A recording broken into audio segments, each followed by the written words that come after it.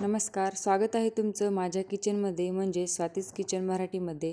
तर आज आपण उन्हाळ्यातील शरीराला थंडावा देणारी रेसिपी बनवणार आहोत, ती म्हणजेच दही भात. याला दही बुत्ती देखील म्हटलं जातं. तुमच्याकडे याला काय बोलतात तर नक्की सांगा. तर एकदम साधी, सोपी आणि झटपट होणारी रेसिपी आहे. चला तर मग रेसिपी बनवायला घेऊयात. दही भात बनवण्यासाठी आपल्याला या ठिकाणी भात लागणार आहे. तर मी हा भात रात्रीचा उरलेला भात आहे. तुम्ही आत्ता शिजवून देखील घेऊ शकता.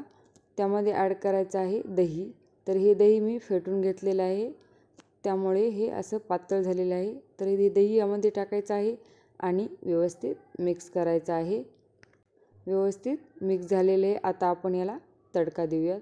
तर तडक्यासाठी गॅसवरती एक तडका पॅन ठेवायचा आहे. त्यामध्ये ऑइल टाकायचं आहे, मोहरी टाकायचं आहे आणि हिरव्या मिरच्या टाकायच्या आहेत. तर आपला तडका रेडी आहे. आता यामध्ये टाकूयात आणि व्यवस्थित मिक्स करून घेऊयात.